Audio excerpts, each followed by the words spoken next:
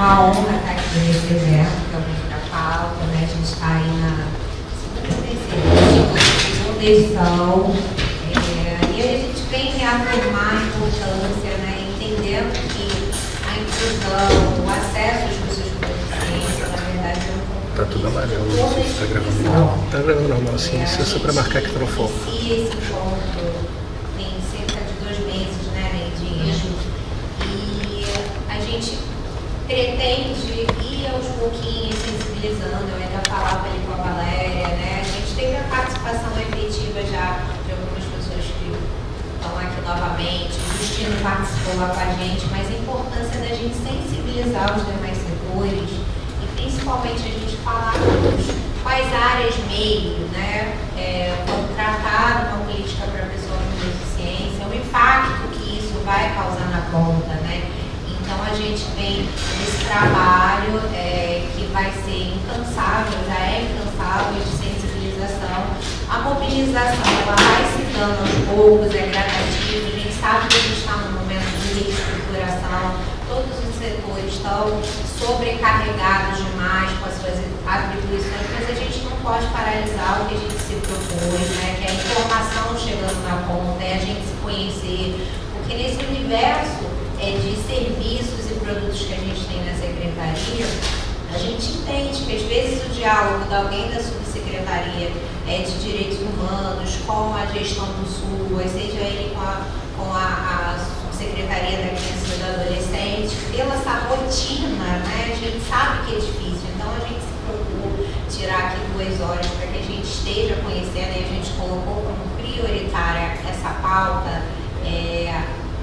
É um desafio efetivo, mas que a Neidinha tem conduzido aí com uma dedicação. Eu te agradeço, Neidinha, muito me orgulho você estar nesse espaço, além de toda a sua representatividade, o que você tem a agregar, o compromisso que você tem com a pauta, a forma que você conduz isso com os municípios, isso é um motivo de muito orgulho para a gente.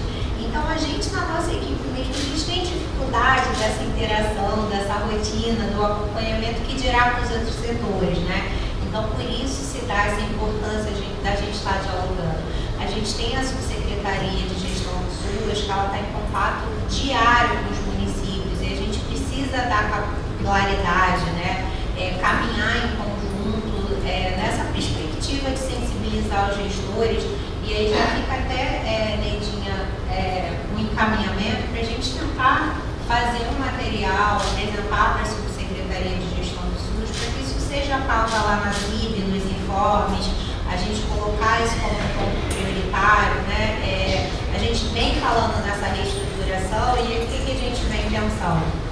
Até na economicidade, a gente vai prestar assessoramento, a capacitação dos municípios, que a gente faça isso na forma parceira, como a gente vem conduzindo aqui, eu com os outros subsecretários. Então aí a gente monta, faz uma programação para que a gente vá em conjunto, porque é isso, as políticas elas vão se cruzar o tempo inteiro, vai ser intersetorial, então a gente precisa estar unido nesse momento, né?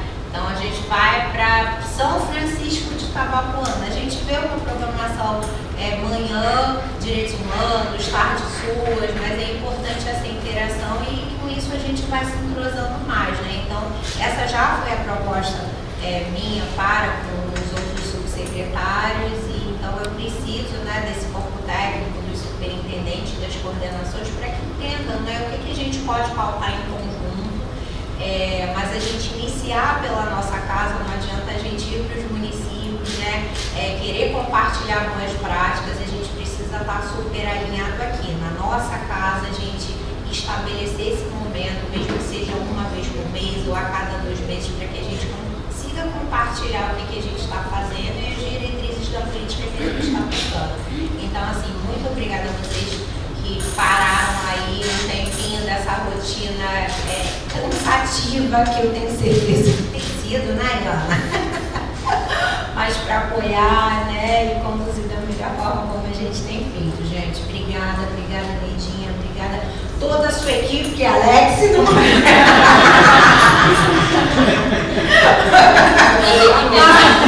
mas é sobre isso, gente. A gente dá o nosso jeito com o pouco, isso que é importante, tá? Obrigada a todos vocês.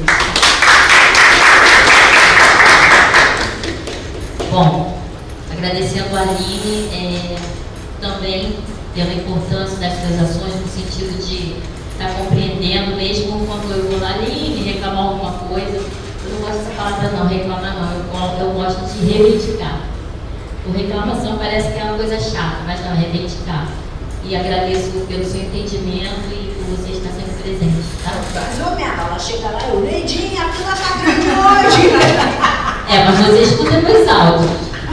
Não escuta? Com certeza, então. Tem que ter um tempinho, né? Então. E Ana tá acostumada, eu respondo meia-noite, né, Ana? Mas Isso mesmo. Meia-noite. Às vezes eu penso, não. É quase isso, quase isso. Obrigada, Neidinha. Obrigada a você, Aline. Bom, antes de iniciarmos os momentos de compartilhamento de boas práticas, eu queria falar sobre a motivação dessa iniciativa. A Aline já falou um pouco, já falei aqui um pouco também no início, mas o mais importante é que todos saibam, né, que toda a nossa corporalidade ela deve estar presente em todos os espaços, né? E assim, precisamos compreender a pauta de cada um, né? E compreendendo, a gente chega ao acesso à população de uma forma mais respeitosa, né? Mas que eu vou dizer a palavra capacitada aqui, de uma forma de entendimento da necessidade do seu próximo, né? E a inclusão ela precisa ser a nossa cultura institucional, né? Sem capacitismo. Eu tenho ido muito nos municípios e aberto a boca para falar capacitismo institucional, porque na maioria das vezes quando eu e Valéria chega lá, ou não tem banheiro, ou eu não sou convidada para a mesa porque tem um degrau. E isso é muito ruim, né? Ainda mais se tratando de uma representante do Estado. Mas aí a gente coloca um sorriso nos lábios.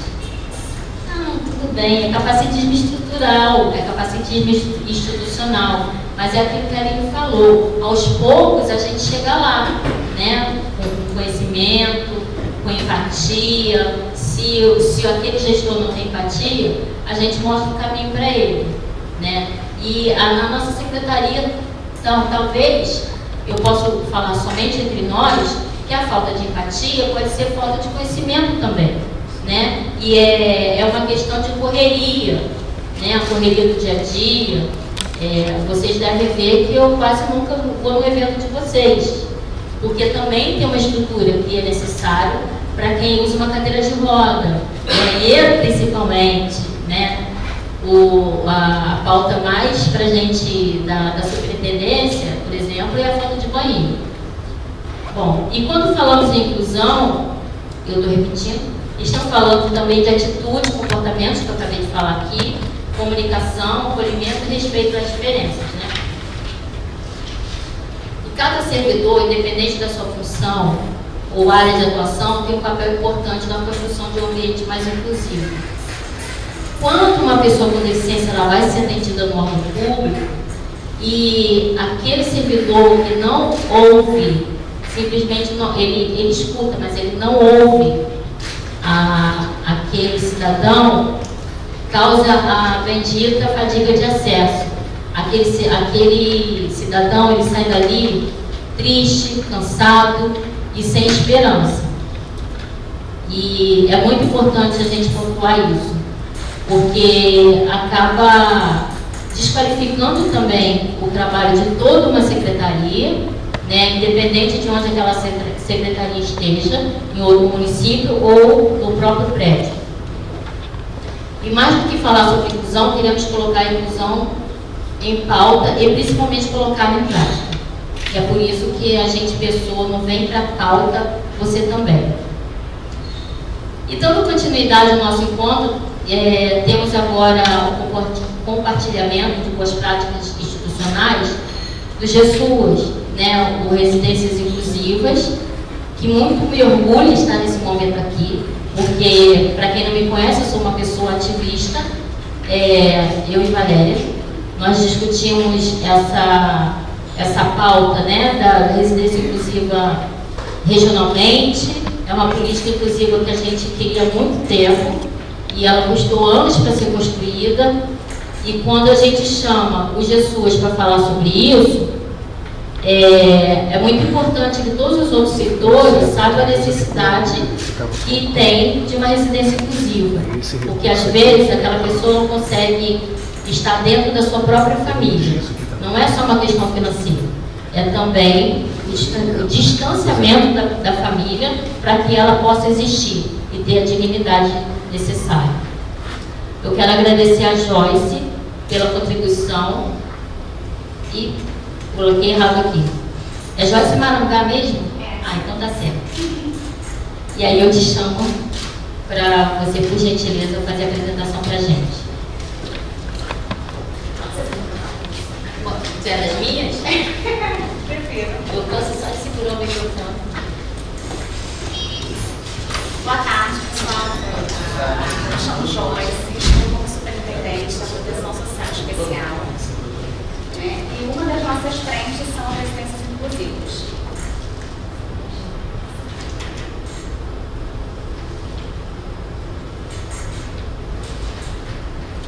Como que começou, né? A gente está fazendo um reordenamento de todos os nossos abrigos do Estado, né? São os famosos abrigões. E nós temos 4, que é o Oswaldo Aranha, que é lá em Barro Piraí, Diego Barros, que é em Conceição de Macabu, Almi Madeira, que é em Niterói, e o Protógenes Guimarães, que é em Araruama, que a gente encerrou mudando as 16 pessoas que moravam lá para 2 residências exclusivas em Nova Grande. Ah, mas o abrigo era em Araruama, por que eles foram para Iguaba? É a famosa dificuldade de encontrar uma casa, né, adequada, que nenhuma casa é adequada para poder receber, né, pessoas com deficiência. Ainda tem uma outra dificuldade, que é quando o proprietário descobre para que a gente quer alugar, ele pergunta, mas você vai alugar para quê? Ele não quer alugar para esse público. Ele fala que não quer pessoas com deficiência dentro da casa. E aí você esbarra, né, em vários desafios, né, que são, um é a adequação, o outro é o aluguel, que eles não querem, e aí você vai procurando, até que a gente teve que mudar para outro município para poder conseguir as casas, né, que precisou fazer adequações, né, todas elas que a gente tem, para poder colocar essas pessoas morarem, né, nas residências e sair do abrigo. No abrigo, elas tinham médico, enfermeiro, cuidadores, né, obviamente, e não precisavam sair do abrigo para nada. São pessoas institucionalizadas desde crianças, desde a ecografia. Então, assim, pessoas com 5, 6 anos que moravam no abrigo e estão até hoje, com 50 anos, com 51, com 40, com 30, e estão lá morando nos abrigos, né. E para eles também é muito difícil sair, né, desse cenário, né, de total cuidado, né, para uma vida de autonomia, de liberdade, porque para eles também é muito difícil, né, para eles e vários trabalhadores também, né. Então a gente iniciou o plano estadual de reordenamento, né, dos serviços de acolhimento, que é a transição para a residência inclusiva no Estado do Rio de Janeiro. O documento técnico institucional elaborado pela Superintendência, na articulação com a Força Tarefa, estudado pela da pessoa com deficiência do MP e a Procuradoria Geral do Estado, estabelece as diretrizes, a metodologia, as condições de execução para a transição progressiva do modelo institucional de acolhimento para a residência inclusiva. O reordenamento busca superar modelos baseados em grandes estruturas institucionais, como, por exemplo, no Rio Barros a gente estava com 59 pessoas com deficiência, 59 homens, e hoje a gente está com 10 morando lá. Está rolando uma casa para a gente poder conseguir mudar o restante. Então era todo mundo junto, né, em vários quartos, uma cama do lado da outra, sem nenhuma particularidade, né, sem nada, para esse modelo de casa, né. Então o principal motivo, né, é sair desse modelo de institucionalização e trazer de comunidade, porque causa muita estranheza para eles também, né. Então o reordenamento busca superar modelos baseados em grandes estruturas, promovendo cuidados individualizados, autonomia e participação social. Nas casas, assim, a gente não consegue casa também onde cada um tem o seu quarto, né? Porque as casas são para 10 pessoas. Cada residência inclusiva pode ter até 10 pessoas. É impossível de conseguir casa com 5 quartos, né? Com 10 quartos. Então, ficam de 2 a 3 em cada quarto, mas a gente consegue personalizar o quarto de alguma forma, né? Tem um quarto lá de Barra do Piraí, que as meninas escolheram as tintas e tem 3 camas. A parte de cada cama é uma cor. Tem uma parte verde, uma parte lilás e uma parte azul, que são as cores que elas gostam, e elas escolheram essas cores para estar no quarto delas. Isso é muito bacana, né? É diferente do abrigo, que a gente não conseguia fazer isso, né? Porque tinha que ter um cuidado com 59 pessoas, não com 10. Né? Onde o reordenamento se insere a consultas, né? Tem a LOAS, que é a Lei 8.742 de 1993. Estabelece a assistência como direito do cidadão no nível do Estado. E o SUS organiza a oferta dos serviços por níveis de proteção. A residência inclusiva integra a proteção social especial de alta complexidade, conforme a resolução 109 da CNRS de 2009. A proteção social básica, né, é uma atuação preventiva. Só referência da atuação básica ao CRAS, né? Acho que todo mundo sabe o que é CRAS, né? As pessoas vão ao CRAS para poder fazer cadastro único, fazer serviços de convivência. Esse é o CRAS, a porta de entrada da política de assistência. E a proteção social especial é a atuação diante da violação dos direitos, né? Nós temos a média complexidade, que são os CREAs, população em situação de rua, o PET, e temos a alta complexidade, que são os abrigos, os serviços de acolhimento de uma forma geral, né? Hoje a gente tem as casas de passagem, o hotel acolhedor, e o hotel do povo, se eles quiserem. E o abrigo de redentor também, que acolhe, né, pessoas idosas e pessoas com deficiência. O ponto de partida, conhecer para reordenar. O reordenamento é um processo de planejamento baseado na análise individualizada dos acolhidos, considerando o perfil, grau de autonomia, saúde, vínculos e necessidades específicas. De cuidado. Nessas 4 unidades, a gente conta com 159 acolhidos, né? Contando com o Rego Barros, Almeida, Protógenes e Oswaldo Aranha. Hoje, a gente ainda tem em funcionamento o Rego Barros e o Oswaldo Aranha. A gente só conseguiu terminar, né, os serviços do Protógenes de Guimarães. E o Almeida, a gente está em processo de editar o chamamento ainda. Da avaliação individual ao novo projeto de vida. O reordenamento segue uma metodologia estruturada em 6 etapas integradas, garantindo rigor técnico, participação territorial e acompanhamento contínuo. Governança e articulação institucional, alinhamento com o IP, PGE e equipes gestoras para construir diretrizes comuns. O Centro Psicossocial, que foi construído lá atrás, quando iniciou o processo de reordenamento, né, foi realizado um censo nos abrigos, onde eles passaram por uma avaliação que foi visto que eles são perfil de residência inclusiva, não de residência terapêutica, nem de hospital, nem de manicômio, nada, né? Residência inclusiva. Articulação territorial, integração entre assistência social e saúde para estratégias conjuntas de cuidado, assessoramento técnico, visitas técnicas às unidades para adequação às normativas e planejamento da transição, planejamento da desinstitucionalização, definição de estratégias individualizadas para cada acolhido. Monitoramento contínuo, que é o acompanhamento pelo grupo de trabalho com indicadores de execução. Residência inclusiva, moradia, proteção e vida em comunidade.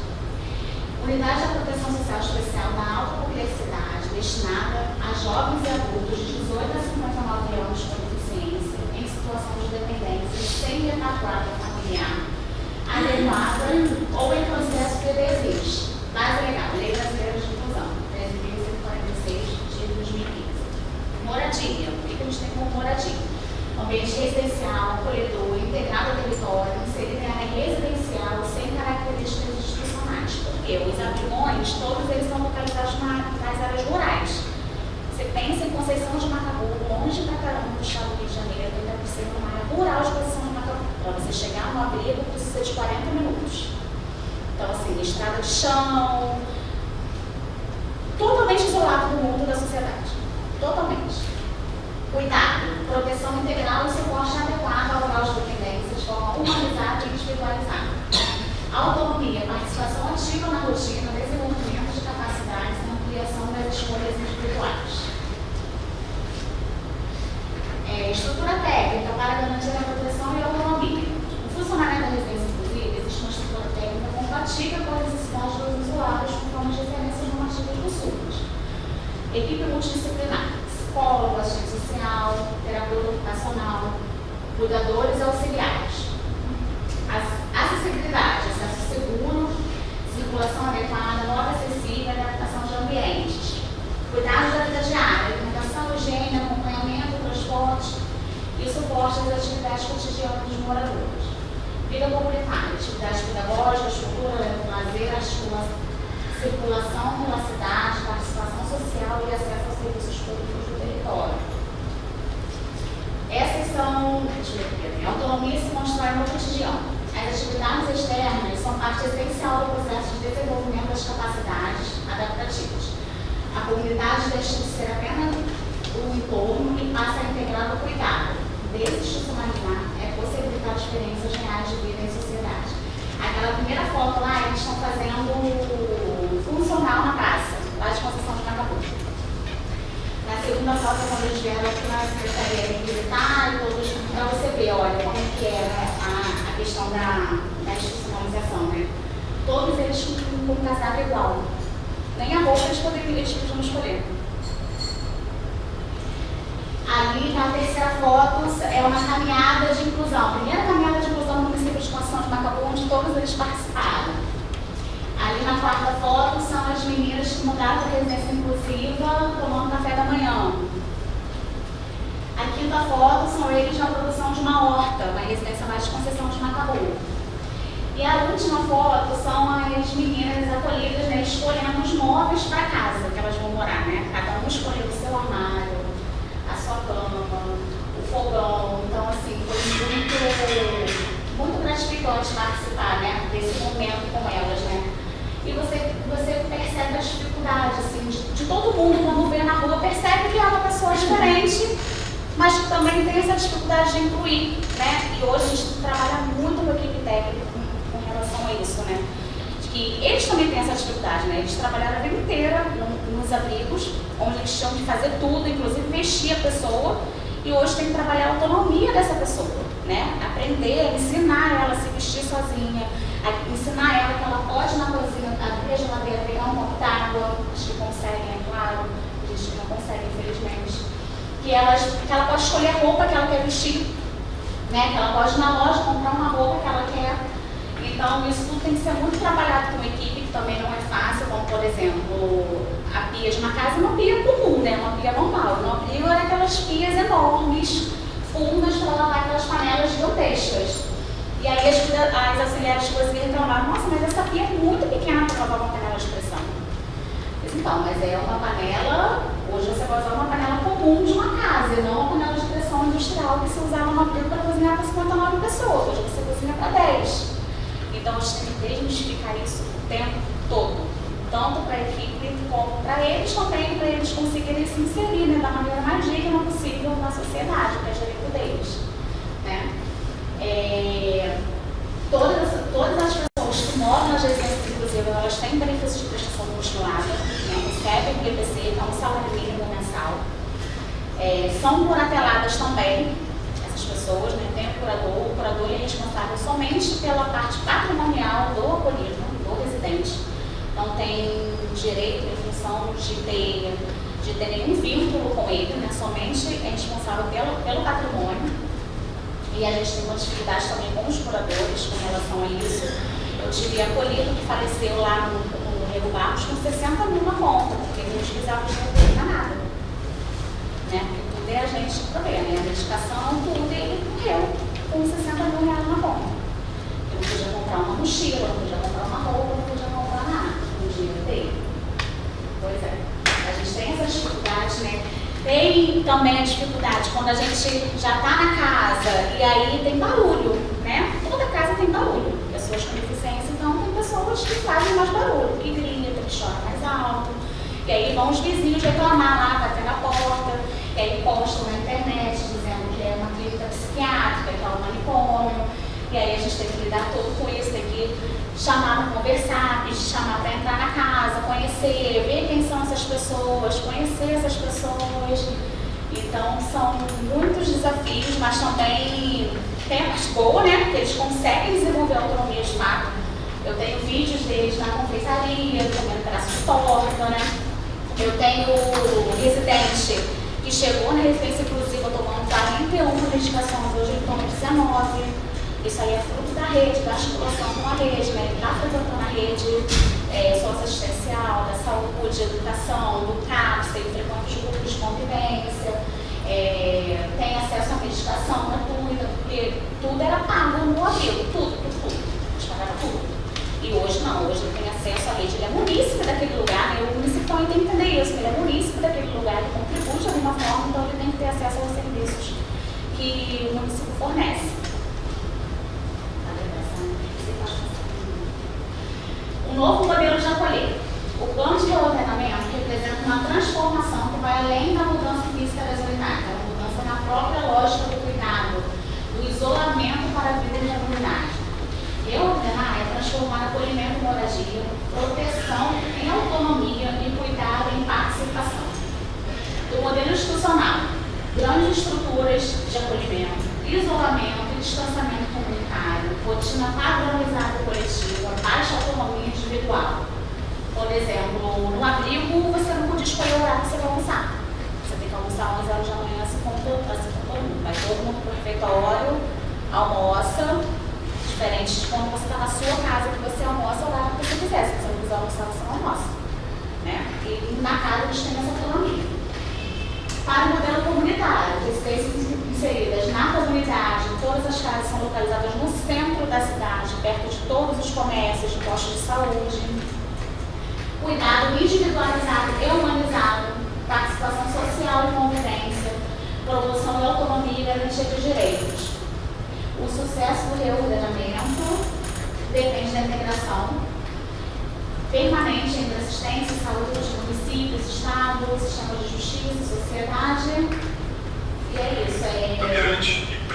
Quando a gente, ao mesmo tempo que vai uma vizinha lá reclamar porque está tendo barulho na casa, foi um vizinho lá chamar eles para um churrasco, que era aniversário dele, ele queria convidar todo mundo para um churrasco. Então, assim, você vê que realmente funciona, né? Demora, né? É difícil, né? Tem todos os desafios, mas funciona e tem sido muito bom para os acolhidos, né? Que agora são residentes, né? De uma residência inclusiva.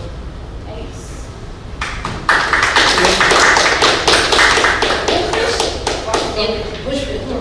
Eu tenho fácil. Então, seriam 3, mas um você já respondeu.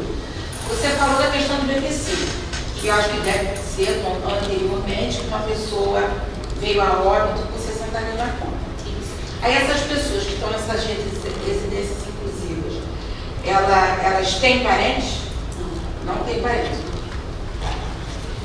E elas recebendo o BPC, elas têm quem oriente como gastar. Você pode comprar uma roupinha mais nova, vamos comprar uma nova mais antiga.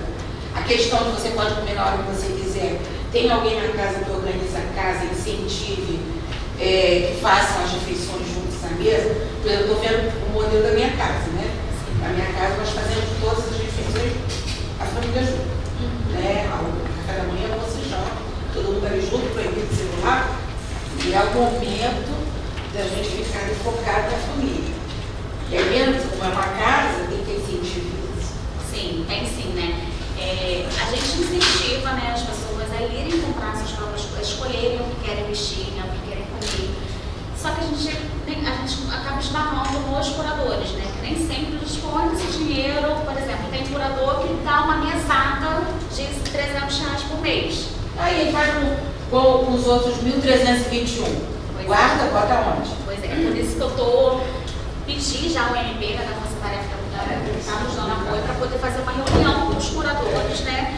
Para a gente conseguir flexibilizar um pouco mais isso, porque o dinheiro é dele e ele não pode usar para ele. Se ele quer comer um queijo, exatamente. Quer todo dia ele Dá comer nome, misto quente. Pois é, ele tem Direito dele, dinheiro é dele.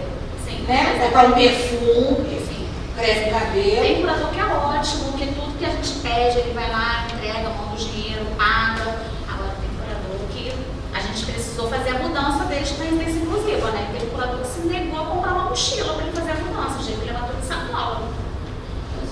Mas quem designa esses curadores? É o juiz? São todos nomeados pelo MP. São todos contadores, né? Curadores, contadores. Porque também a gente já teve muito problema, né? Quando eram os curadores, quando eram profissionais do abrigo, a gente teve muito problema com isso também, né? Utilizavam o dinheiro deles também de maneira errada, né? Por exemplo, teve uma cliente que comprou uma geladeira, chegou lá no abrigo a geladeira e chegou de botar a geladeira, porque no barco dele não cabia a geladeira, uma geladeira duplex, caríssima, que ele comprou. Tem a questão de empréstimos também, então por isso que agora, né? Agora, não tão agora, mas que são todos os curadores são curadores nomeados contadores pelo Ministério Público, por conta dessas questões que, infelizmente, aconteciam nos abrigos. E assim, a gente estimula, assim, né, que, porque assim, no abrigo eles tinham que acordar, tomar café da manhã, tomar o banho, né, e uma rotina. Eu tenho abrigo que a pessoa não podia sair do quarto, porque eles tinham banho de sol, horário de banho de sol. E a gente conseguiu tirar isso daqui. E a religiosidade? A gente respeita. Tem, praticam. Sim, tem gente que vai à igreja católica, tem gente que vai à igreja evangélica, tem gente que vai ao centro. A gente respeita. Isso aí é... Sim, é respeitar. É respeitar. Tem uma pergunta assim. Cada... Como fala? O espaço. Residência? A residência. Cada residência tem vários tipos de pessoas com deficiência? Sim, Ou todas as deficiências. Aí, múltiplas deficiências. Física, intelectual. Aí todos, eu pensei nessa questão de sair, né? Assim, alguém que possa ter alguma deficiência intelectual, alguma coisa assim, no meu caso é desaparecimento, minha afasta, super entendendo. Aí nesse caso, claro que saia sozinho e de repente tem algum Se ele é monitorado. se é acompanhado por alguém exemplo, no início, né, na Iguaba, por exemplo, eles moravam em Araruama, né, e foram para Iguaba. Como era outro município, não conheciam ninguém, né, não conheciam nada, eles iam acompanhados, ou do cuidador, do psicólogo, né, fazendo saída terapêutica. Mas aí, conforme eles foram, os munícipes também foram reconhecendo eles como munícipes também daquela casa, daquele município, e aí eles começaram a sair sozinhos. Eles vão e voltam. Tem um residente lá de Uaba que ele sai de manhã, vai para o serviço de convivência do táxi, vai para a lagoa, volta, almoça, depois sai de novo, vai para o judô, vai para o jiu-jitsu, vai para aula de bateria, o dia inteiro fora. Eu acho que eu perdi no início, assim, como que dá a entrada deles, assim, como que você... Então, nesse momento, né, o que a gente está fazendo é um reordenamento do serviço, né, dos abrigos do Estado, porque esse serviço não é mais tipificado. Então, a gente tem que tirar todo mundo de lá. E aí, por isso que eles vão para a residência inclusiva. Mas, por exemplo, um município que fez lá um censo, fez um diagnóstico e que ele tem 10 pessoas com deficiência sem retaguarda familiar que precisa de residência inclusiva. E aí, ele pode fazer uma residência inclusiva e colocar essas pessoas lá. Essas pessoas lá. Hoje, a população quantos? O total dos abrigos é 160. 160 pessoas. Isso, 160 pessoas. Fora os que já passaram, né? A gente teve uma reintegração familiar agora há pouco tempo também. Ele está na reintegração provisória ainda, né? Ele vai passar os 6 meses com a família, se tudo der certo, ele continua, ele fica, agora senão ele vai retornar para a residência inclusiva. Mas eu acredito que tudo dê certo. E isso também é muito bom, mas são poucas pessoas que têm família, né? Porque são pessoas que estão acolhidas desde criança. Então a gente não tem histórico familiar nenhum. O que eles têm mesmo é vínculo com o território. Às vezes tem, mas perdeu o vínculo com a família some. Bom, Vamos lá. eu não vou fazer pergunta não, que a gente já adiantou a hora. Eu gostei da pergunta do Justino e do Felipe. Eu quero te agradecer, Joyce, que é muito importante. Essas perguntas eu vou te fazer depois, porque é muito envolvimento sentimental com essa política pública aqui. E aí eu quero te agradecer, muito obrigada. Tá bom? Vamos com a gente.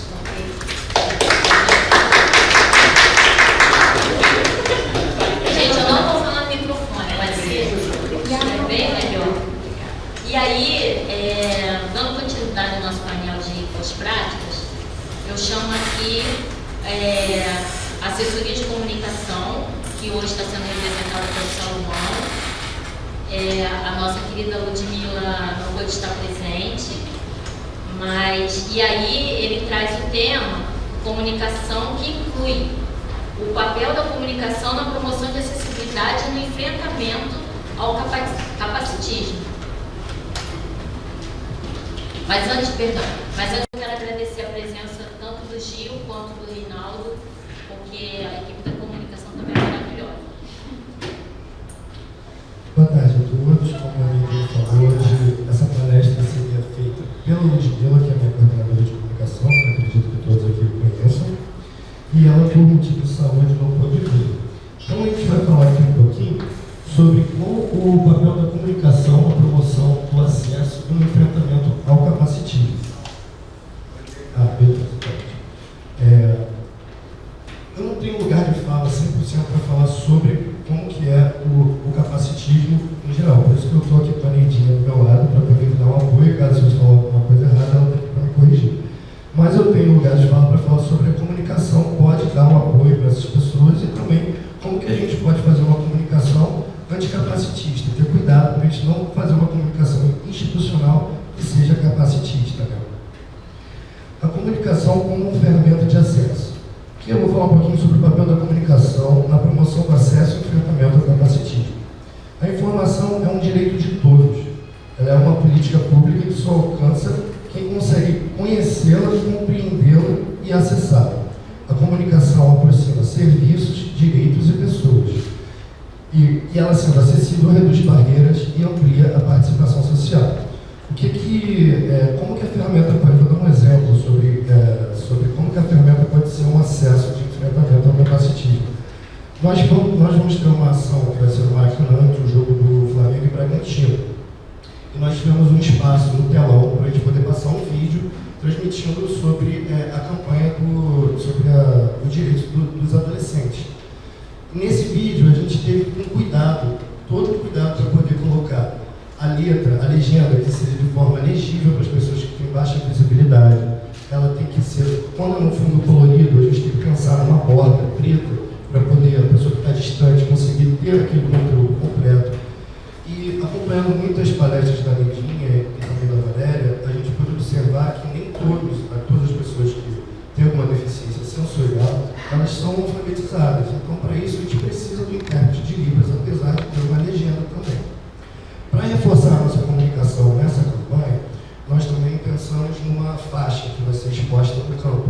E essa faixa, para ela poder dar uma visibilidade para todos que estão lá, ela precisa ter um tamanho mínimo de 6 metros.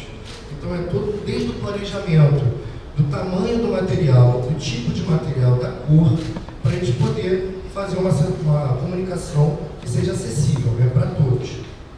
A ideia-chave é comunicar direitos e criar condições para que eles sejam exercidos, para que todas as pessoas que estão participando daquela ação possam ter a compreensão total do que está sendo dito e ninguém ser excluído de uma fala. E onde é que entra o capacitismo? Ele também se manifesta na comunicação. Ele pode aparecer quando pessoas com deficiência são invisibilizadas, que é esse caso do estádio aqui agora. A pessoa vai passar uma campanha, vai dizer uma frase importante de uma ação e ela só faz um áudio, por exemplo. Não tem uma legenda, não tem um intérprete de Libras para poder fazer com que todos tenham uma compreensão total. Quando as suas histórias são contadas apenas pelo olhar da deficiência, que a pessoa fica secundário à sua deficiência, sempre aquela pessoa, a pessoa que é cega, até usa esse termo que é errado, que na verdade é uma pessoa que tem uma deficiência sensorial, né? Enfim.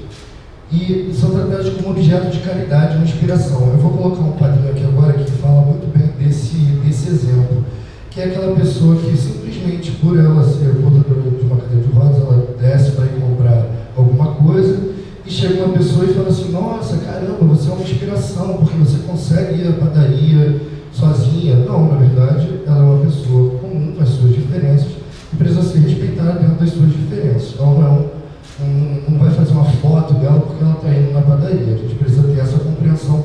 Isso faz parte da nossa comunicação, porque isso está muito estrutural na nossa sociedade. A gente acaba fazendo esse tipo de coisa sem ser uma questão 100% consciente. E esse trabalho aqui de anticapacitismo é importante para fazer a gente refletir sobre isso, porque a partir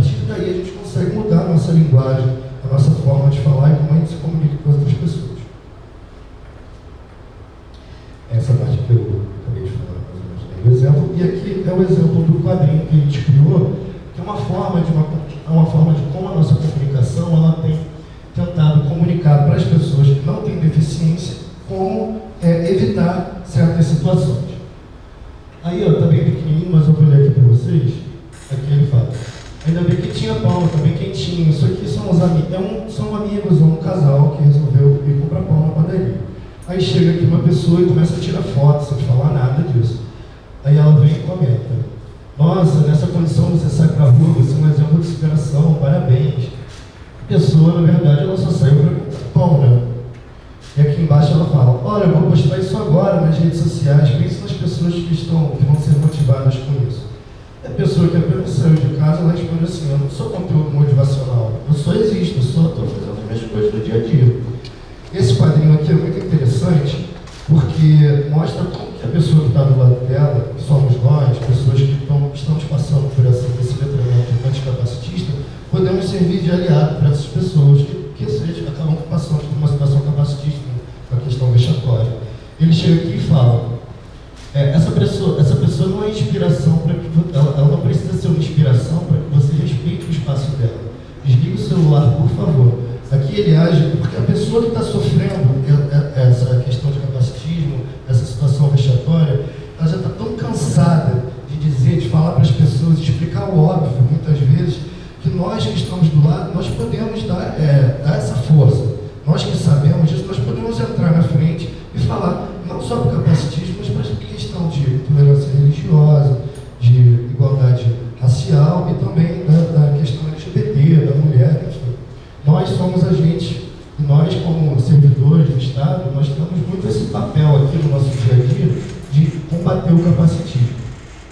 Aí ela fala: nossa, mas foi só um elogio, aquela questão estrutural, né? Que a gente acha, poxa, mas foi só um elogio. Mas a pessoa não está muitas vezes pedindo esse elogio, né?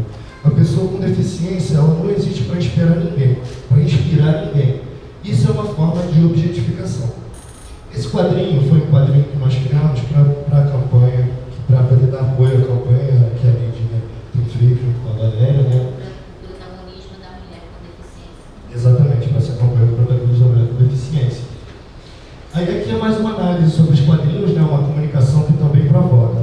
Às vezes uma linguagem excessivamente cuidadosa pode esconder práticas capacitistas em vez de enfrentá-las. Aquilo que a gente viu no outro quadrinho, mas que às vezes também pode ser um exemplo que a Neidinha já me deu, ela chega num espaço, uma pessoa que tem alguma questão de locomoção, chega num espaço que não tem uma rampa, uma acessibilidade plena para ela.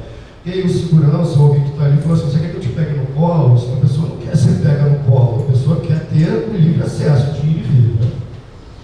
Às vezes esse cuidado excessivo passa um capacitismo, que a pessoa fica lembrando que aquela pessoa, você tira a pessoa, né? Mais uma vez você coloca a pessoa secundária ao invés da pessoa Independente o tempo todo do próximo. Exatamente. Por isso a comunicação institucional também pode, em determinados contextos, ser direta, explícita e capaz de provocar desconforto para nomear o preconceito e legitimar comportamentos naturalizados. O capacitismo é preconceito, não é cuidado, não é proteção, não é gentileza.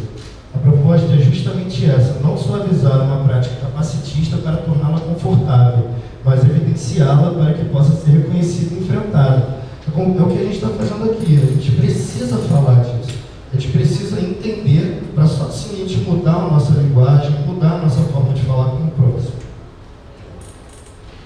E essa parte aqui eu vou falar um pouquinho da visibilidade e participação. O objetivo não é apenas dar visibilidade às pessoas com deficiência, é garantir que a informação chegue para essas pessoas, que elas consigam ter acesso a essa informação, que elas consigam participar, tenham autonomia e que seus direitos sejam garantidos.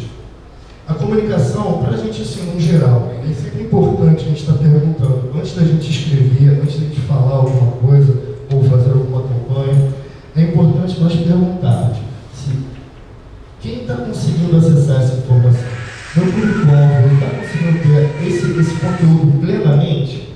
Quem está de fora desse conteúdo? Quais são as estratégias que a gente precisa fazer? Como exemplo que eu dei no Maracanã, a gente sabe que a gente vai falar com mais de 50 mil pessoas, que existe uma distância, a comunicação ela passa por planejamento. Então, a partir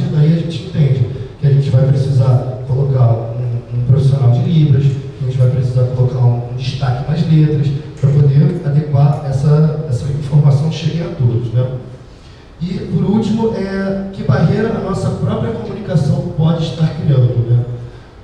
Uma coisa que às vezes eu já conversei com a Neidinha, às vezes a gente passa um ajuste para o design, uma coisa bem aqui nossa, dentro da comunicação, que talvez possa ser bom para vocês também.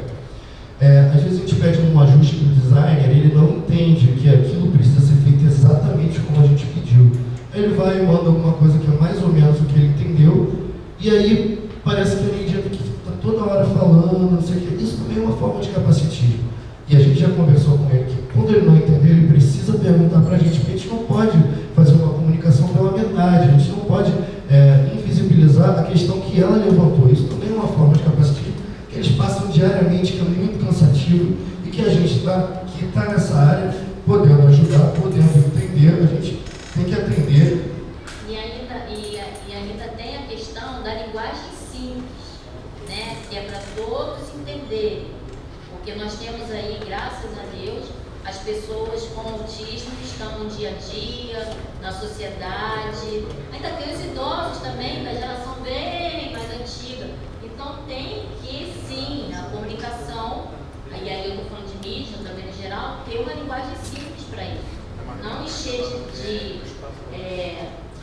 obstrução, metáforas. Obrigada.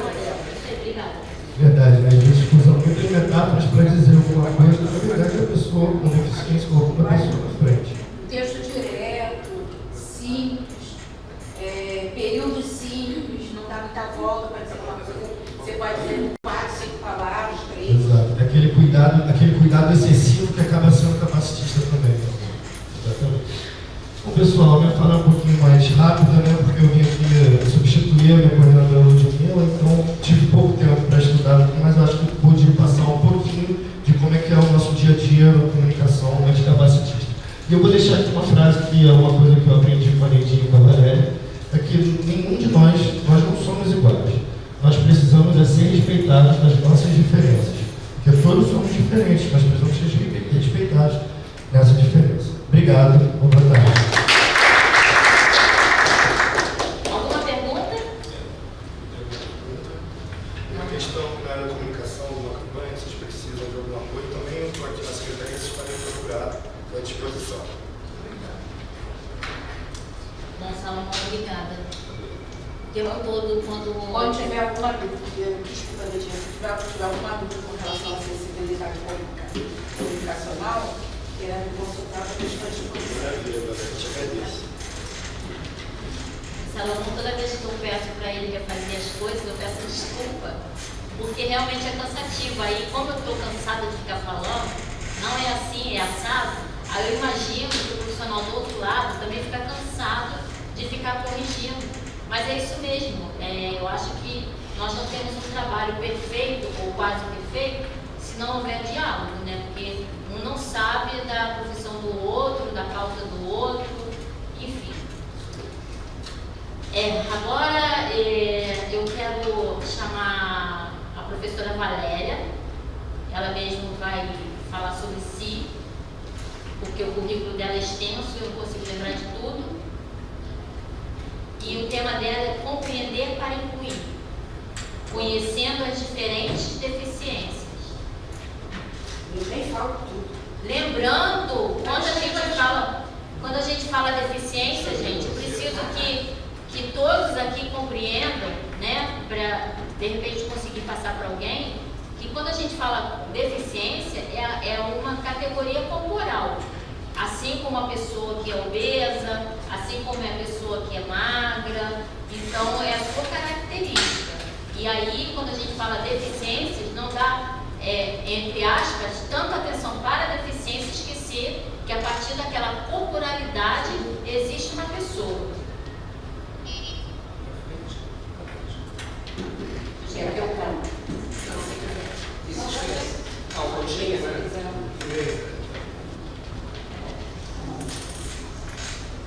Boa tarde. Então, inicialmente, eu falo fora do microfone, que é para, se porventura tiver no recinto alguém com deficiência visual, consiga identificar onde eu estou. Eu presumo que aqui não tenha ninguém, mas isso a gente faz, é algo que a gente faz já automaticamente, isso é de praxe. Nós poderíamos ter aqui um ambiente com 1000 pessoas, tá? Na UERJ, por exemplo, a gente tem um auditório, né, nosso teatro, ele tem 1.400 lugares. E aí imagina o palestrante à frente de 1.400 pessoas falando ao microfone. Quando a gente fala ao microfone, a nossa voz é distribuída. Então, não dá para saber onde que nós estamos sentados, né? Mas se, prestem atenção, fechem os olhos, vocês, todos vocês, escutem a minha voz ao microfone e vejam a diferença quando eu falo do lugar onde eu estou. Você identifica que eu estou à frente, no centro, bem à frente de vocês. E aí, se é uma pessoa com deficiência, podem abrir os olhos. Se é uma pessoa com deficiência visual, se ela tiver que falar comigo, ela sabe para onde se direcionar. Eu já vi pessoas que têm deficiência visual total, que é a cegueira, virar para o lado, virar de costas para quem está falando, por não conseguir saber de onde a pessoa fala. Então, por isso, o inicial, a gente fala fora do microfone, para nem sempre as pessoas se identificam, né? Então, aqui a gente tem a chamada do nosso evento, né? Eu gostaria de destacar, ele parou de funcionar, que é o nosso segundo Vem para a Pauta, que a gente já teve o primeiro esse ano, e essas aqui são as logos, minhas logos institucionais, tá? Eu sou coordenadora do programa Rompendo Barreiras, é um programa da UERJ que tem 38 anos, e o Rompendo Barreiras está vinculado ao Centro de Educação e Humanidades que pertence ao UERJ, tá? A outra logo é nossa, do governo, digo nossa porque a UERJ é uma instituição estadual, então eu me considero parte, né, desse contexto. Trabalho aqui na Superintendência para Pessoa com Deficiência voluntariamente, apoiando a Neidinha, e a minha principal atuação são essas palestras de formação interna e as externas, em que nós vamos para outras instituições, outros municípios, ou alguma instituição que nos convide, privada também, como nós estivemos há poucos dias, dando 2 formações no aeroporto. Uma pela manhã e outra tarde no mesmo dia. Muito importante para as pessoas saberem como se direcionar, né, quando querem falar ou abordar uma pessoa com deficiência. E aqui estão tem a minha formação, né, o título da minha palestra, Compreender para Incluir. Vamos conhecer a diversidade corpórea? É uma pergunta. Então, eu sou Valéria de Oliveira, né, coordenadora do Rompendo Barreiras, como eu já disse para vocês, a gente já disse, há 22 anos, fiz 23. Sou doutoranda em História Social, pelo programa de pós-graduação em História Social, na UERJ em São Gonçalo, FFP, mestre em Educação, pelo Profet, e sou docente da universidade. Trabalho com atendimento educacional especializado na educação básica, e lá no nosso colégio de aplicação a gente tem, desde o primeiro ano, que são as crianças que entram com 5 ou 6 anos, eu digo ou, porque eles entram no ano que farão 6 anos. Então, se eles vão fazer 6 anos, fazem 6 anos em janeiro, eles já entram com 6. Se eles vão fazer 6 anos em novembro, eles entram com 5. Por isso que é ou. Vão até o ensino médio, o 3º ano do ensino médio, e muitos fazem vestibular para a própria UERJ e acessam a universidade. E lá na universidade, através do Rompendo Barreiras, a gente acompanha os nossos estudantes das graduações e pós-graduações, especialização, mestrados e doutorados. Então, temos muitos, tá? Muitos alunos já na universidade. Também sou do Conselho da Pessoa com Deficiência. Conselho estadual, sou conselheira. Então, eu sou Valéria de Oliveira, mulher negra, cabelos crespos, olhos castanhos, estrutura mediana, sou uma pessoa idosa, tenho 63 anos, mãe e avó. Já disse que sou doutoranda, que sou mestre, rompendo barreiras, sou pesquisadora em política pública de inclusão acadêmica e professora do CAPUERJ. Também atuo no campo da educação com acessibilidade para a inclusão e permanência de pessoas com deficiências e neurodivergentes em todos os níveis de ensino. E hoje estou aqui para dialogarmos um pouco sobre o que quem é a pessoa com deficiência, quais diferenças corpóreas que cada um tem e quais os seus direitos na sociedade, que de antemão eu digo são os mesmos que o nosso, entende? Afinal de contas, somos todas pessoas. Bom, concluindo o que eu acabei esquecendo, né, que faz parte do protocolo também, além de falar fora do telefone, é a gente se autodescrever, né? Oi? Você falou telefone. Microfone, perdão. É a gente se autodescrever.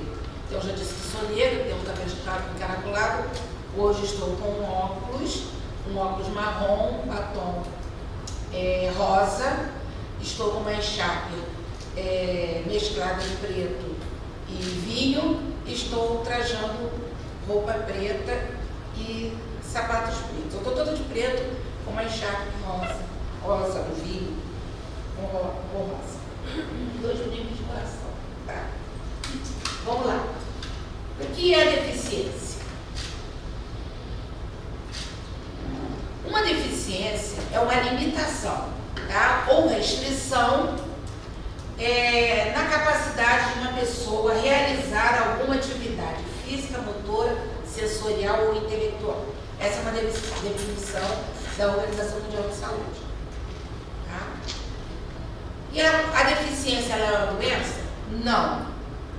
Deficiência é algo que você que afeta a sua condição corpórea, que pode ser transitória ou permanente, tá? E ela pode ocorrer a partir de uma doença, mas a deficiência em si não é doença. Se não é doença, não pega em ninguém. Aliás, nem toda doença pega. Algumas são contagiosas ou não. A deficiência nunca é contagiosa, porque ela não é doença, tá? E onde a gente buscar informações sobre as deficiências? É que eu coloquei algumas fontes, a própria Organização Mundial de Saúde, na Convenção sobre os Direitos da Pessoa com Deficiência, na Lei 13.146, que é a LBI, ou o Estatuto da Pessoa com Deficiência, e em outras legislações federais. Aí, Valéria, por que você só falou das federais e fala das municipais e estaduais? Porque nenhuma legislação estadual ou legislação municipal pode se sobrepor à legislação federal. Então, o ideal é que nós consultemos as federais. E aí, tanto o Estado quanto o município, ele pode oferecer mais direitos, ele pode aprimorar, melhorar o que ele encontra na federal. Agora, retirar direitos não. Ele, se ele quiser dar mais algum direito, ele pode. Retirar nunca. Tá?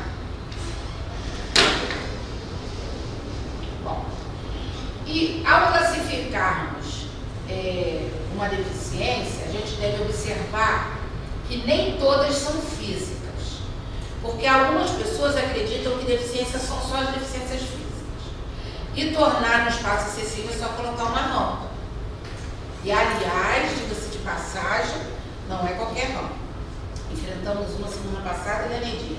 Que quase que Valéria, não consigo chegar. Cheguei ofegante. Eu quero deixar lá na... O Alex é muito bom. Obrigada. Eu cheguei ofegante. Porque era uma rampa assim, não sei como é que ela... Foi uma escada que jogaram concreto para dizer que era rampa. Inclusive, eu parei de ir na minha igreja porque eles fizeram a mesma coisa. Existe uma modulação, desculpa, Existe a uma norma. máxima, né? A máxima, porque senão depois isso... Tem uma norma. Existe a norma. Tem A última norma. foi 2022. Tem norma para tudo. É. Tem norma para fazer rampa, tem norma para fazer banheiro. Aliás, sempre que eu falo em banheiro agora, eu não esqueço de falar sobre as pessoas ostomizadas, que também são pessoas com deficiência, e a pessoa ostomizada necessita de um espaço específico para esvaziar a sua bolsinha. Que o vaso sanitário é muito longe da abertura que ela tem para poder tirar a bolsinha e esvaziar, então pode acontecer um acidente. Né? Que para a pessoa ostomizada, o lugar que ela esvazia a bolsinha precisa ser um pouco mais alto. E não é um tanque onde se lava a roupa, nem papel pano de chão.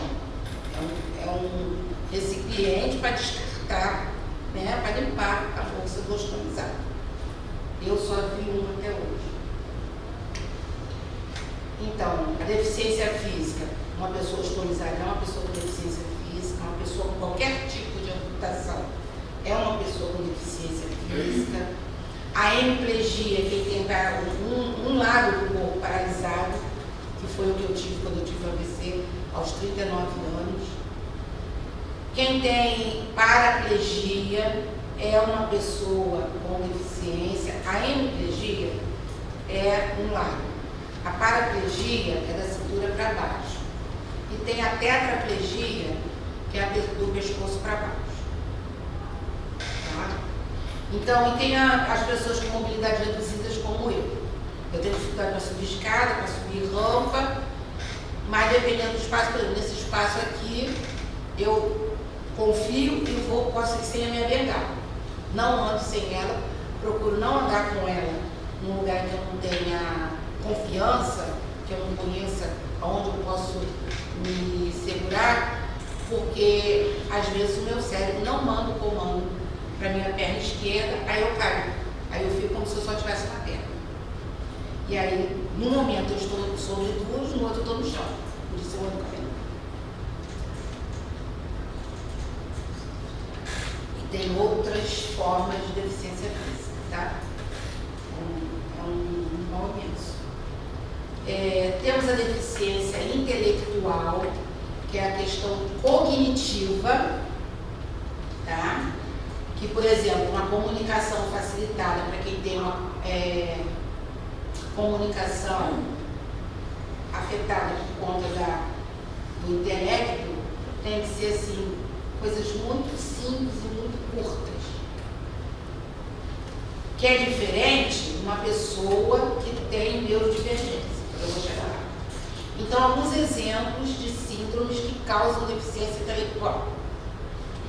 O T21, antes chamado de síndrome de Down, a síndrome do X frágil, a síndrome de Williams e tem outros síndromes. E aí, a gente tem um outro grupo, que são as pessoas com deficiências sensoriais, que são aquelas que demandam maior atenção para quem trabalha com comunicação e quem trabalha com educação. Só um instante aqui que eu entendi aqui. Por quê? Porque deficiências sensoriais são aquelas que afetam olhos e ouvidos. E também a fala, tá? Visual, a gente tem aquelas pessoas ou que não enxergam nada, que são as pessoas que têm cegueira, e baixa visão, aí a gente tem vários tipos de baixa visão, daqui a pouco eu vou mostrar algumas para vocês. Na audição também, a gente tem gradações diferentes. Tem até que horas? Então, você terminaria 3h30, mas a gente começou meia hora atrasada. Então acabou o tempo. Não, Então, não, rapidinho. As pessoas com deficiência auditiva também têm gradações diferentes. E a surdo-cegueira é a terceira categoria dos sensoriais, porque ao combinar essas duas sensoriais, a gente classifica como surdo-cegueira. para ser surdo cego, não necessita ser exatamente cego e não escutar nada. Uma pessoa com baixa visão e que tem perda severa é um surdo cego, está dentro da classificação do surdo cego. Uma pessoa que é cega, mas tem baixa audição, está dentro da classificação do surdo cegueira. E aí eu chamo a atenção para os neurodivergentes. Faz parte do grupo de neurodivergentes a pessoa com autismo, mas também faz parte desse grupo de neurodivergentes quem tem TDAH, quem tem TDA, dislexia, disgrafia, desortografia, descalculia, todos esses são neurodivergentes. Agora, a diferença que aí a gente encontra na legislação é que somente quem está dentro do espectro autista tem os mesmos direitos que as pessoas com deficiência. A pessoa autista, ela é amparada pela LBI, pela Lei Brasileira de Inclusão. Então, tudo que está lá como direito da pessoa com deficiência também atinge a pessoa com autismo. E os outros neurodivergentes não têm direito a nada? Impossível não ter direito a nada, tendo em vista que todos nós somos brasileiros, todos os brasileiros têm direitos, né? Então, a gente tem uma legislação específica que acolhe, tanto na área da educação quanto na área da saúde, as pessoas com TDAH, TDA, dislexia e outras neurodivergências, que diz que essas pessoas devem ter atenção integral na área do ensino, seja qual for o nível, então vai desde o primeiro ano do ensino fundamental até o doutorado, e também na área de saúde. E aí se expande para assistência, que a assistência faz com que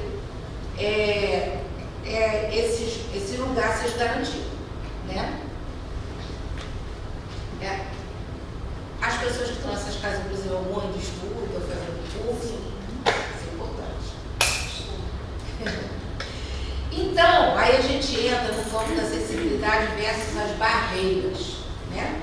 A necessidade de acessibilidade é estabelecida a partir das demandas impostas por diferentes barreiras. Antes eu falei, tem pessoas que acham que colocou uma rampa está acessível, mas não é bem assim. Porque a gente tem, o que são essas barreiras? As barreiras são obstáculos que impedem ou dificultam o acesso, a participação, a inclusão e a permanência de pessoas com deficiência em diferentes espaços e contextos. Eu já vou dizer quais são eles.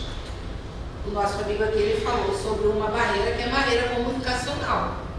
Então, ao tentar quebrar diferentes barreiras comunicacionais, ele garante acessibilidade, ele e a equipe dele, né? Então, a gente tem barreiras físicas e arquitetônicas. É um caso de você não ter um banheiro acessível em que a Nedinha possa acessar. É um local que tem uma rampa, mas a rampa é muito íngreme, não há possibilidade de subir. Ou um banheiro muito bem feito, totalmente acessível, mas que para chegar lá tem uma escada. O que adianta você ter feito um banheiro acessível no subsolo, se para chegar no subsolo tem que descer de escada? Né? Isso aconteceu lá na UERJ, só que esse banheiro acessível foi construído e por trás do nosso palco tem um elevador. Aí a gente arrumou um lugar para botar um elevador. Então a pessoa vai por trás, sobe o elevador para acessar o banheiro que fica no subsolo. Porque logo de cara tem uma escada. Como você ia chegar lá de escada? Tem um elevador. A solução, a gente encontra uma solução. Uma solução encontrada. Das barreiras comunicacionais, eu acho que já foi aqui bem explorado pelo nosso companheiro. Temos as barreiras tecnológicas, né, em que a gente tem o acesso a um equipamento tecnológico, mas esse equipamento não está preparado, por exemplo, um computador para ser acessado por uma pessoa que não vê. Há de se ter nesse aparelho tecnológico um software que faz a leitura da tela. Se tem imagem, quem preparou o material que foi exibido deve ter colocado as caixas com a descrição das imagens. E aí o leitor de tela vai ler a caixa que está por trás daquela imagem. Não aparece para a gente que lê com os olhos, mas aparece para o leitor de tela. As barreiras atitudinais, essas são as piores, que é você enfrentar o outro, lidar com o outro, e o outro não entender que ele deve estar aberto para o que está sendo dito aqui hoje, por exemplo. Né? Então, pode ser, não estou afirmando que existe, mas pode ser que tenha alguém que vai ser, eu não vou naquela reunião lá, perder meu tempo não. Eu não tenho deficiência, não tenho ninguém com deficiência na minha família, vou fazer o que eu. Só que eu acho que vocês, quando saírem aqui hoje, quem ainda não participou desse encontro, vão sair com tanta informação que vocês mesmos você tem vontade de ler mais sobre isso. Porque nenhum de nós está livre de um dia precisar de qualquer um desses espaços ou atitudes de acessibilidade. Né? Temos as barreiras sociais e econômicas, que essa também foi primeiro apresentada, né, pela outra palestrante. Eu achei fantástico, a Joyce, eu achei fantástico a ideia do churrasco, né? Porque você percebe que aquele vizinho entendeu qual é a proposta, quem são aquelas pessoas são vizinhas dele, ele que é os vizinhos do churrasco, nos convidou. Né? Fiquei muito feliz com essa ideia de show.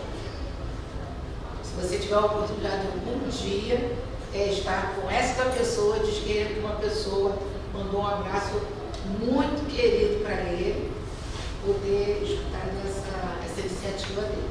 Ele não fez favor nenhum para ninguém, né? Não é favor. É igual que tem algumas pessoas que ainda falam para mim. Eu tenho uma filha com deficiência, minha filha tem deficiência múltipla, ela é surda, tem deficiência intelectual e tem uma deficiência física. E tem gente que acha que eu sou um anjo. Eu não sou um anjo, sou uma pessoa como outra qualquer e acreditava ser capaz de ser mãe de uma criança com deficiência ligada à audição. Né? É surda profunda, não escuta nada. E eu sou proficiente em Libras. Sou proficiente em Libras, leio e escrevo em braille. E aí, o braille é por causa dela, estou avisando que eu falei porque são as duas coisas que eu faço bem. Inclusive eu leio o braille no escuro com o dedo, com o taco. E aí eu adotei a minha vida. Eu dizia para todo mundo, se eu tivesse que adotar uma criança surda, eu adotaria antes dos 7 anos. Isso era um estímulo para os meus alunos perguntarem. Por quê, professor? Porque é o momento que a criança está em prontidão para ser alfabetizada. E uma criança surda pode ser alfabetizada como qualquer outra. Né? A forma, o segredo é como fazer isso. E como eu domino livros, eu alfabetizaria minha filha. Tá? E aí eu adotei, um ano depois ela estava com leucemia. Mas ela tem 27 anos, linda, divina, maravilhosa e está curada. Que aí é outra palestra que eu vou contar esse contexto. Né? E aqui, a identificação e eliminação dessas barreiras são fundamentais para promover a inclusão e garantir os direitos das pessoas com deficiência. Então a gente identifica e planeja para eliminar, porque tudo requer planejamento. Né? Bom, e agora a gente vai passar, vai ser rápido. E agora eu preciso saber se aqui tem alguém aqui que não consegue enxergar? Aqui, senão eu vou ter que fazer descrições. Todo mundo enxerga bem? Porque aí eu não vou fazer descrições, tá? Então aqui a gente vai falar das deficiências sensoriais, é mostrar exemplo, tudo visual. Vamos lá. Então, a nossa visão é dividida em quatro quadrantes.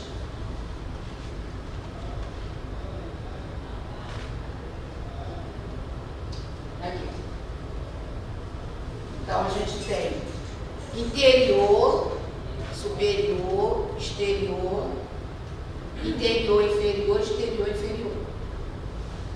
E aí, a gente pode ter um problema visual localizado em todos, em só um, em 2 desses quadrantes.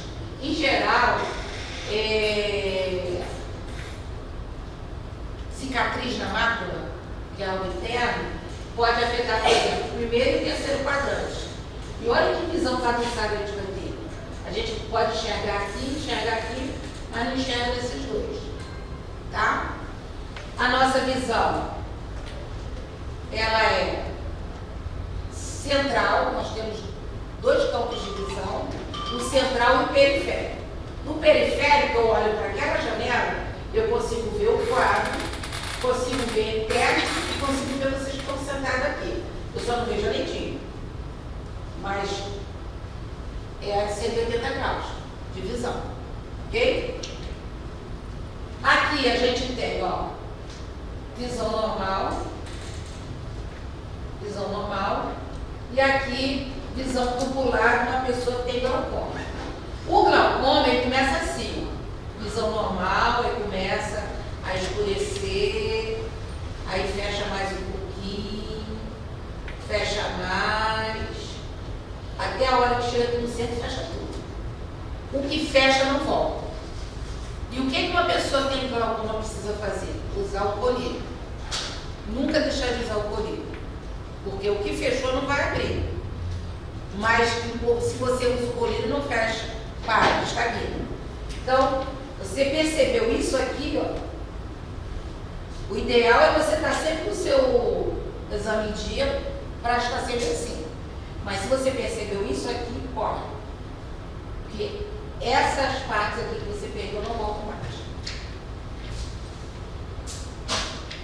Visão normal. Aqui uma pessoa com uma cicatriz macular, que vai, isso aqui afeta a idade, em geral, vai perdendo a visão central, não a periférica. E aí, ó, aqui uma pessoa que tem visão normal e aqui uma pessoa que tem uma visão cujo centro já foi danificado. Aí você olha para o rosto de uma pessoa a 1 metro de distância, só vê o cabelo, a orelha, o queixo. Não vê a face. Aí para ver a face tem que ficar virando. Aí está mostrando dietas gradativas, visão normal, e aqui você vai ficando com baixa visão. A partir daqui você já é considerado cegueiro. Mesma coisa, visão normal, 50% de perda, baixa visão, 35% de perda, baixa visão. Aqui, ó, 15% já é considerado cegueira. Então, você chega aqui, ó. Até aqui, se você colocar um óculos de aumento, você ainda consegue melhorar, ficar assim ou assim. A partir daqui, mesmo aquelas pessoas que usam óculos, que hoje em dia nem você não encontra muito o fundo de garrafa, porque as pessoas combinam a lente de contato com uma lente especial, não precisa ser aquele óculos muito grosso. Mas quando chega aqui em 15% é muito difícil você conseguir chegar, por exemplo, a 35%. Aqui também são formas diferentes de perceber os exames que são feitos no oftalmologista, que você vê que a pessoa já quase não vê nada, muito embaçado. E aqui é a visão melhorada com óculos, tá? Esse primeiro aqui é um óculos especial para quem vê em tom de cinza, mas algumas pessoas com óculos, é um tipo de daltonismo, mas algumas pessoas com óculos conseguem retratar as cores, tá? E esse aqui é uma pessoa que vê tudo embaçado e com o óculos de aumento, né? Uma tela, uma lente especial, consegue ver a imagem normal. Aqui já é perda auditiva, a gente até 20 decibéis ainda é considerado normal, porque a gente vive em ambientes muito ruidosos. Mas a partir de 21 decibéis você já tem uma perda leve. E aí ela de leve para moderada, de moderada para severa, e essa última faixa de profunda. Aqui são os tipos de perda e o que você escuta. Se você tem uma audição normal, você consegue, por exemplo, escutar um passarinho, a bica, a goteira. Tem gente que não escuta uma goteira, uma torneira. Ou quando está aquele ventinho assim que as folhas balançam, não escuta. Alguns passarinhos à tarde também não escuta se tiver uma audição normal. A perda leve, você perde esses sons e passa a escutar a partir daqui, até chegar à profunda, em que você só escuta coisas muito ruidosas. Esse esquema aqui mostra que você, até 50 decibéis, você perde todos os fonemas da voz. Depois, se você quiser, eu te mando esse esquema aqui, tá? Você perde todos os fonemas da voz. Então, você escuta o barulho da minha voz, mas você não consegue discriminar o que eu estou dizendo. Tá? A audiometria é feita no papel que tem esses elementos aqui. Quantos decibéis, a qual frequência. E aqui a gente tem imagens que te mostram em que decibéis, em que frequência acontece cada som. E aqui é só para alertar que que coisas muito ruidosas faz com que a gente perca a audição. Se você sai atrás de um trio elétrico escutando, você pode voltar surdo. Se voltou surdo, não tem consigo. Por quê? Porque nós temos 3 ossículos, os menores ossos do nosso corpo, martelos de bigode, que eles funcionam em conjunto, eles se atritam. E se eles fraturam ou gastam, aí a gente não escuta mais. Aqui eu vou falar rapidamente sobre as formas de se perceber o mundo, a pessoa ideia, transtorno do espectro autista. Aí eu trago aqui para vocês, chamando a atenção para a sensibilidade dessas pessoas. A pessoa autista, ela tem muita sensibilidade olfativa, auditiva, tá? Sensibilidade em geral, todo o corpo. E isso não é uma regra para todos.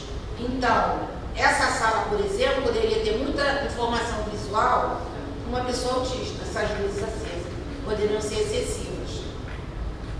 Tá? Tem algo aqui dentro que está fazendo um barulho, que eu não sei se todos escutam. Eu presumo que seja o ar-condicionado central. Esse barulho me incomoda. Tá? Eu tenho algo chamado hiperacusia. A minha fonoaudióloga diz que eu escuto até um alfinete caindo no tapete. Eu consigo escutar aqueles barulhos da audição normal, eu escuto. Só que conforme a gente vai envelhecendo, isso é da minha família, tá? Minha mãe já não escuta mais. Eu sei se eu sou uma candidata a perder a audição. Porque ela vai, ao invés de perder, ela amplia de uma tal forma que eu já preciso em alguns lugares usar um abafador, que é para não atritar demais os meus ossinhos. Isso me incomoda e causa dor. Esses 2 elementos aqui, esses 2 senhores, sabia que eu esqueci o nome deles? É uma palavra ou não necessidade? Comum. Inicialmente eles foram feitos como obras de arte, tá? Mas eles representam as partes do nosso corpo em que nós temos maior sensibilidade. Pense em cada um de vocês nos seus corpos e percebam quanta sensibilidade que a gente tem na boca, nossas mãos. Será por que a língua brasileira, a língua de sinais da nação brasileira, que é a língua de sinais, a gente consegue tanta expressividade, consegue estruturar o pensamento e conversar através das mãos? Porque as nossas mãos têm muitas terminações nervosas. Fala da expressão do rosto. Aqui, ó. A parte motora, as terminações nervosas, elas funcionam muito bem, são muito flexíveis, tá? Aí, se vocês olharem aqui, ó, perna, braço, e aí eu não estou falando daquelas pessoas que se contorcem, não. Aquilo ali é o corpo. Estou falando em geral, né? Onde a gente tem maior flexibilidade, menor flexibilidade e terminações nervosas que dão esse molejo, esse manejo do corpo, não é para qualquer um. Nós temos maior sensibilidade no rosto, na boca, nosso olfato, nos membros, as mãos, tá? E aí faz com que a gente se comunique, o corpo fala, né? A Neide está pedindo para eu falar sobre a expressão facial, porque a expressão facial, ela faz parte, semanticamente, da língua de sinais.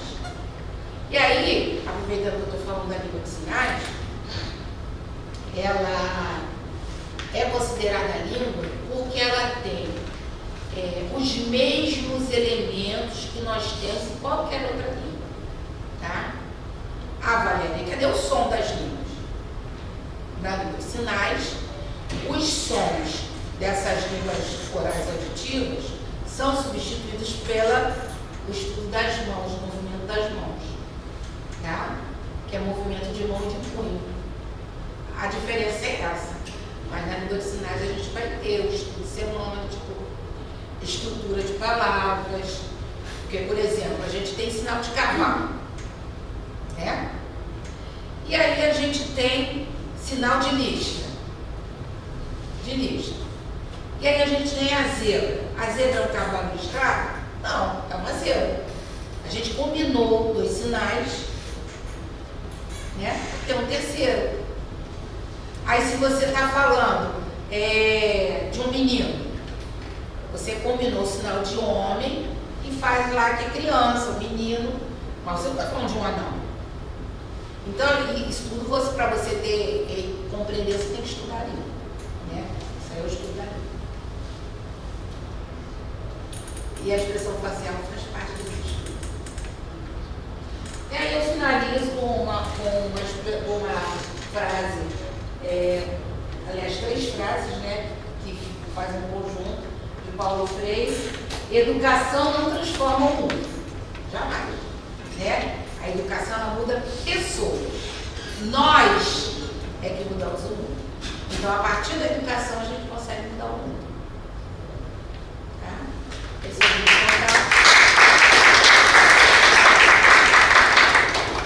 Valéria de Oliveira, Valéria de Bedó, @gmail.com, valérias@uerj.br. O meu telefone 980645988. Código 21, e aqui eu também tenho contato do programa Roberto Barreiras, que é um legado de Maria da Glória Jaque dos Santos, que foi a professora que fundou o Roberto Barreiras em 5 de abril de 1988. Muito obrigada. Uma pergunta para a Valéria? Nenhuma? Se tiver, pode fazer. Bom, a gente está chegando no final. Mas eu deixei para agradecer as meninas, as nossas intérpretes de Libras, no final, porque para dar mais ênfase ao trabalho delas, que muitas vezes não é valorizado essa profissão e não é respeitado. E por que essas meninas estão aqui hoje? Por que elas estão atuando na profissão? Porque alguém pode chegar aqui e falar assim, mas aqui não tem pessoa surda. Mas isso chama-se acessibilidade, né? Existem alguns lugares, e aí eu sempre me coloco no lugar e falo, gente, existem alguns lugares que eu vou, ou seja, para comprar uma roupa, ou seja, em qualquer espaço. Porque quase não tem cadeirante aqui. E assim, eu estou usando essa palavra cadeirante, que a gente não deve usar em qualquer lugar, né? Tem que falar a pessoa que usa cadeira de rodas. Poxa, o Salomão falou ali, a Neidinha é portadora de cadeira de roda, é isso, né? Ele falou esplendidamente, eu nem falei nada. Lutando para não falar fala errado. Isso é uma questão de que realmente, quando profissional, e aí eu também não estou valorizando nenhum outro servidor que está aqui, mas quando profissional, ele aprende como estar em alguns espaços e dialogar e se expressar. Voltando a falar das meninas, as meninas estão aqui por isso, porque não é que por acaso a gente não tenha nenhum servidor surdo aqui, é que elas não estariam aqui. É lamentável quando eu estou em algum espaço público, independente de ser no estado ou não, e não tem espaço para eu ir no banheiro, não tem espaço para eu, por exemplo, quando todos nós colocamos de buffet, né, e eu me incluo, eu fico ali esperando um amigo me dar alguma coisa, porque quem anda está em pé na beirada da mesa e eu não consigo chegar. Em qual momento que alguns de nós sabemos que tem uma pessoa idosa ou cega, né, ou surda, que aí a presença das meninas são bem importante, mas uma pessoa que usa cadeira de roda, como que a gente vai incluir essa pessoa na hora da alimentação? Né? Eu coordenei Mesquita por quase 15 anos, e ali naqueles espaços, toda vez que tinha alguma coisa, tinha que ter ali o garçom sabendo que teria que servir, chegar perto da pessoa, perguntar o que ela desejava, falar o que ela tem, e aí servir. Eu só estou pontuando isso para vocês, porque talvez ninguém pensou nisso, mas existe essa necessidade. E o Salomão nos trouxe aqui a respeito da fadiga de acesso. Eu sinto muito isso aqui, né? E aí eu sinto a minha vida inteira, não é só no estado. Quando eu falo da necessidade do banheiro, que nunca está acessível, quando eu converso com o arquiteto e falo assim, olha, eu não sei as medidas, mas eu sei que é necessário isso, aquilo e outro. E o arquiteto ou o engenheiro, fez questão de falar quem são os dois, não escuta, não me ouve, escuta, mas não me ouve. Então, quando eu estou pontuando isso para vocês, eu quero dizer que eu estou muito feliz aqui, apesar disso tudo. Mas quando eu pontuo isso para vocês, é porque em algum momento alguém pode reivindicar alguma coisa no atendimento e aí a gente tem que estar preparado para ouvir. Porque o nosso entendimento, o entendimento de cada pessoa, pode ser diferente do entendimento e necessidade daquela pessoa que está na nossa frente. Então, isso é muito importante. E eu espero que nossa terceira edição do Vem Pra Pauta, você também, aumente pessoas, que tenha mais pessoas aqui, porque independente de, no futuro, que eu estou falando, estarmos aqui ou não, a gente vai continuar com ela, né? Que é muito importante isso, e vamos trazer pessoas, né? Assim como a professora Valéria, que é muito importante ter um currículo extenso, não dá nem para falar, trazer pessoas de outros estados, que estude a deficiência. Então isso é muito importante, porque foi estudando a deficiência que eu percebi que essa corporalidade aqui faz parte da minha identidade, assim como todos vocês, né? E aí eu quero muito agradecer vocês que estão aqui. A nossa primeira edição teve apenas 3 pessoas, mas foi de muita qualidade.